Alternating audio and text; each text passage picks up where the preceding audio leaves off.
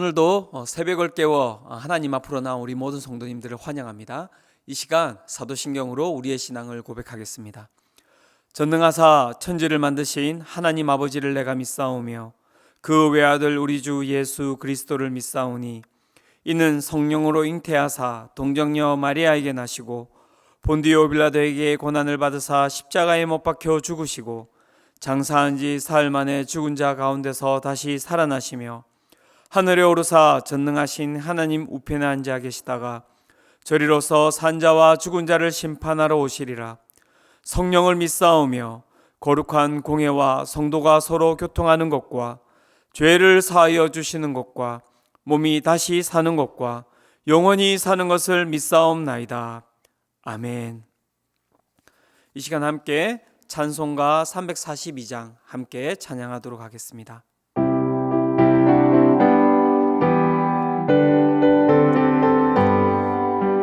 너 시험을 당해 죄 짓지 말고 너 용기를 다해 곧 물리치라. 너 시험을 이겨 새 힘을 얻고 주 예수를 믿어 늘 승리하라. 우리 구주의 힘과 그의 위로를 빌라. 주님 내 편에 서서 항상 도우시리. 내 친구를 삼가 잘 선택하고 너 언행을 삼가 늘 조심하라. 너 열심을 다해 늘 충성하고 온 정성을 다해 주 봉사하라. 우리 구주의 힘과 그의 위로를 빌라. 주님 내 편에 서서 항상 도우시리. 잘 이기는 자는 상 받으리니 너 낙심치 말고 늘 전진하라. 내 구세주 예수 힘 주시리니 주 예수를 믿어 늘 승리하라. 우리 구주의 힘과 그의 위로를 빌라. 주님 내 편에 서서 항상 도우시리. 아멘. 이 시간 사사기 8장에서 1절 21절 함께 성경 봉독하도록 하겠습니다. 사사기 8장 1절에서 21절까지 말씀인데요, 저희들이 1절부터 8절까지만 오늘 읽도록 하겠습니다. 1절부터 9절까지만 읽도록 하겠습니다. 제가 읽도록 하겠습니다. 에브라임 사람들이 기드온에게 이르되 내가 미디안과 싸우러 갈 때에 우리를 부르지 아니하였으니 우리를 이같이 대접함은 어찌 됨이냐 하고 그와 크게 다투는지라. 기드온이 그들에게 이르되 내가 이제 행한 일이 너희가 한 것에 비교되겠느냐. 에브라임의 끝물 포도가 아비에셀의 만물 포도보다 낫지 아니하냐.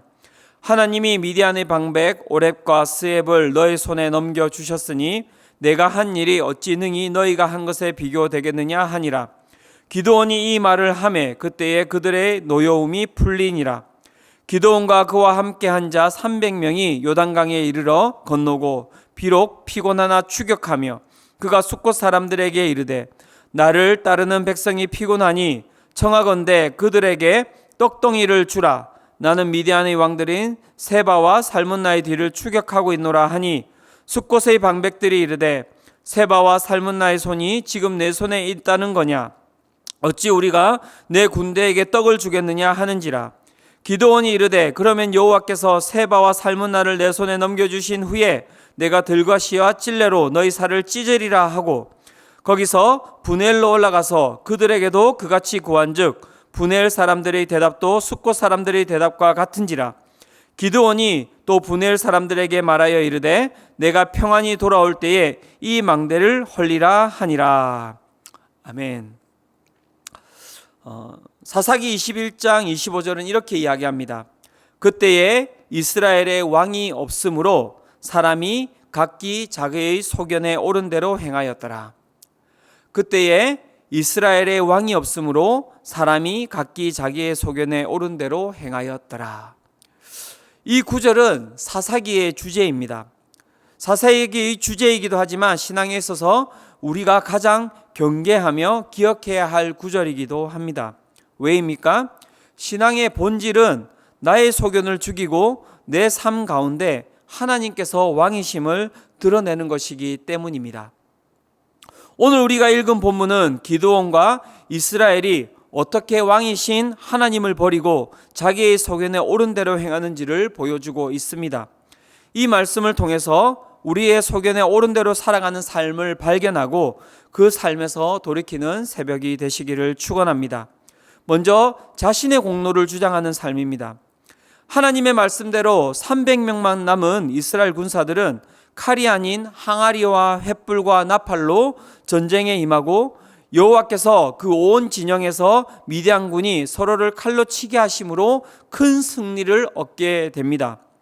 우리가 읽은 본문은 남은 미디안군을 치기 위해 기드온과 300용사가 뒤를 쫓는 장면을 보여주고 있습니다. 여기에서 문제가 하나 생깁니다. 에브라임 지파가 미디안과 싸우러 갈 때에 자신을 부르지 않은 것에 대해 기드온에게 크게 항의를 한 것입니다. 사사기 8장 1절입니다. 에브라임 사람들이 기드온에게 이르되 내가 미디안과 싸우러 갈 때에 우리를 부르지 아니하였으니 우리를 이같이 대접함은 어찌 됨이냐 하고 그와 크게 다투는지라. 에브라임의 이 말은 무엇입니까? 뭔가 이 공동체의 어려움 가운데 함께 싸우지 못함에 대한 아쉬움을 이야기하고 있는 것이 아닙니다. 기드온의 세력이 커지는 것에 대한 에브라임의 불편함을 이야기하고 있는 것입니다. 에브라임은 항상 똑같았습니다. 사사기 12장 1절 입다의 이야기에서도 보면 에브라임은 똑같은 그들의 세력을 크게 하고자 하는 본능을 표출합니다. 사사기 12장 1절입니다. 에브라임 사람들이 모여 북쪽으로 가서 입다에게 이르되 내가 암몬 자손과 싸우러 건너갈 때에 어찌하여 우리를 불러 너와 함께 가게 하지 아니하였느냐? 우리가 반드시 너와 네 집을 불사르리라 하니.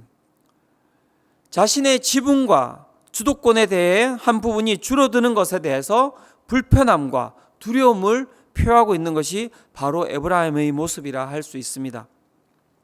자신들이 왕이 되고자 하는 본능이 표출된 것입니다. 이러한 에브라임의 말에 대한 기드온의 답변은 무엇입니까? 2절과 3절입니다. 기드온이 그들에게 이르되 내가 이제 행한 일이 너희가 한 것에 비교가 되겠느냐? 에브라임의 끝물 포도가 아비에셀의 만물 포도보다 낫지 아니하냐? 하나님이 미디안의 방백 오렙과 스웹을 너희 손에 넘겨주셨으니 내가 한 일이 어찌 능히 너희가 한 것에 비교되겠느냐 하니라. 기드온이 이 말을 하매 그때 그들의 노여움이 풀리니라. 무슨 말입니까?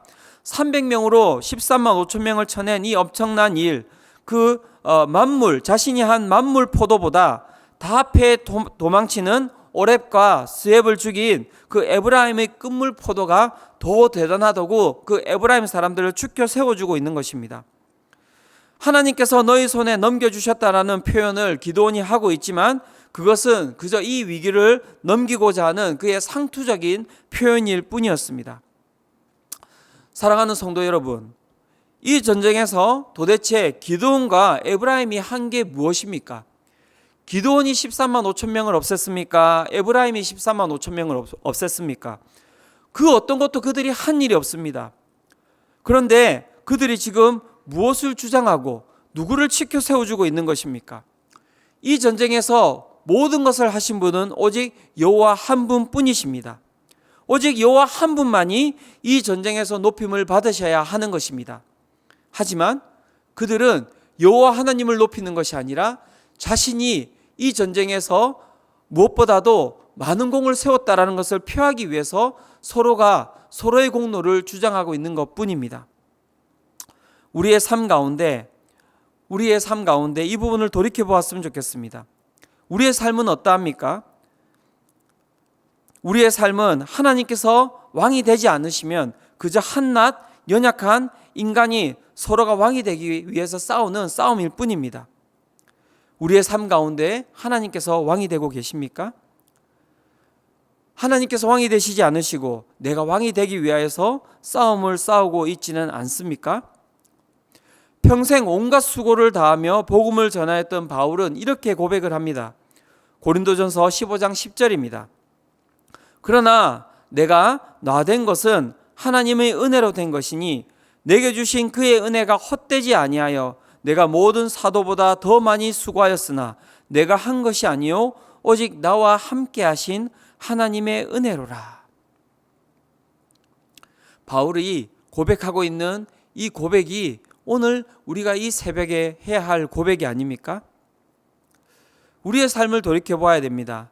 나의 가정 가운데, 내가 속한 공동체 가운데 내가 내 공로를 높이기 위해 애쓰고 있지는 않습니까? 내 이름이 드러나지 못해서 마음에 노여움을 가지고 내가 살아가고 있지는 않습니까? 이 새벽 우리를 돌아보고 그러한 삶을 살고 있다면 바울과 같이 내가 한 것이 아니요 오직 나와 함께 하신 하나님의 은혜가 모든 것입니다라고 고백하며 회개하는 삶을 살아가시기를 축원합니다. 두 번째입니다. 우리가 우리의 삶 가운데 주인이 되고자 하는 삶이 무엇입니까? 분열하며 용서하지 못하고 보복하는 삶입니다. 에브라임을 넘어서 계속해서 미디안 군을 쫓아가던 기드온에겐 또 하나의 변수가 생겼습니다. 그것은 무엇입니까? 병사들의 지침이었습니다. 5절입니다. 그가 숫곳 사람들에게 이르되 나를 따르는 백성이 피곤하니 청하건대 그들에게 떡덩이를 주라. 나는 미디안의 왕들인 세바와 살문나이디를 추격하고 있노라 하니. 기드온은 숫곳 사람들에게 떡을 요구합니다. 이에 숫곳 사람들이 이 제안을 거절합니다. 그리고 기드온은 또한 브넬로 올라갑니다. 그리고 브넬 사람들에게도 똑같이 자신들에게 떡을 달라고 합니다. 이 제안에 대해서 브넬 사람들도 거절을 합니다. 왜 숫곳과 브넬은 이 기드온의 요구를 거절했던 것일까요? 숫곳과 브넬이 어떤 지역인지를 알아야 합니다. 이 두 지역은 미디안이 항상 움직이는 동선 가운데 있었습니다. 즉 그들은 실제 미디안의 지배와 영향을 받았던 곳입니다. 그래서 그들은 움직일 수 없었습니다. 그들은 두려웠습니다. 혹시라도 기드온이 그 미디안을 제압하지 못한다면 그들에게 보복이 따를 것이기 때문입니다. 그 두려움 가운데 그들이 거하고 있었던 것입니다. 그 두려움에 처해 있는 그들의 그 반응을 보는 기드온의 반응입니다. 7절과 9절입니다. 7절에 이렇게 이야기합니다. 기드온이 이르되 그러면 여호와께서 세바와 살문나를 내 손에 넘겨주신 후에 내가 들과 시와 찔레로 너희 살을 찢으리라 하고. 9절에는 또 이렇게 이야기합니다. 기드온이 또 브넬 사람들에게 말하여 이르되 내가 평안히 돌아올 때에 이 망대를 헐리라 하니라. 기드온의 반응이 어떻게 보면 이해가 가기도 하지만 다시 한 번 더 살펴보면 너무나 과잉 반응이 아니겠습니까? 숫곳과 브누엘은 이스라엘의 민족이었습니다. 물론 그들에게 기드온에게 식사를 제공하지 않은 것이 괘씸하기는 하지만 말로는 이렇게 분노를 표출할 수 있습니다. 하지만 실제 가족들에게 그렇게 할 수 있겠습니까? 하지만 기드온은 자신이 한 말을 실행합니다. 16절과 17절을 살펴보면 이렇게 이야기합니다. 그 성읍의 장로들을 붙잡아 들과 시와 찔레로 숫곳 사람들을 징벌하고 브넬 망대를 헐며 그 성읍 사람들을 죽이니라. 왜 기드온의 반응이 과잉 반응인지에 대해서 또 한 부분을 살펴보면 이렇게 이야기합니다. 15절입니다. 기드온이 숫곳 사람들에게 이르러 말하되 너희가 전에 나를 희롱하여 이르기를 세바와 살문나의 손이 지금 내 손에 있다는 거냐? 어찌 우리가 내 피곤한 사람들에게 떡을 주겠느냐? 떡을 주겠느냐 한 그 세바와 살문나를 보라 하고. 숫곳 사람들이 자신을 희롱하였다라고 이야기합니다. 그런데 본문을 살펴보면 그 어디에서도 숫곳 사람들이 그 다음에 브넬 사람들이 기드온을 희롱한 부분이 보이지 않습니다. 과잉 반응을 하고 있는 것입니다. 자신이 가지고 있는 것이 채워지지 않음에 그의 분노가 표출되고 있는 것입니다.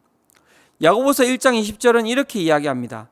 사람이 성내는 것이 하나님의 의를 이루지 못함이라. 내 민족이 지금 어떤 두려움 가운데 거하는지를 살피지 못하고 분노를 거두지 못함으로 인하여 미디안을 멸하고 이스라엘을 구원해야 할 기드온이 자신의 민족을 말살하는 일을 벌인 것입니다. 하나님의 구원의 전쟁에 인간이 왕이 되고자 함으로 인하여서 하나님의 의가 이루어지지 못한 것입니다. 우리의 삶을 돌아봅시다. 우리의 가족과 이웃을 나는 어떻게 대하고 있습니까? 분노와 용서하지 못함으로 대하고 있지는 않습니까? 오늘 우리의 마음 가운데 왕은 누구입니까? 하나님께서 우리의 마음 가운데 왕으로 계시지 않으시면 우리의 분노와 우리의 그 용서하지 못함은 사라지지 않을 것입니다. 그리고 우리는 그것을 묵상함으로 인하여서 우리의 삶 가운데 행하고 말 것입니다. 이 새벽 하나님의 은혜를 구하며 나아가야 합니다. 하나님, 내 마음이지만 내 마음대로 되지 않음을 고백하며 나아갑니다.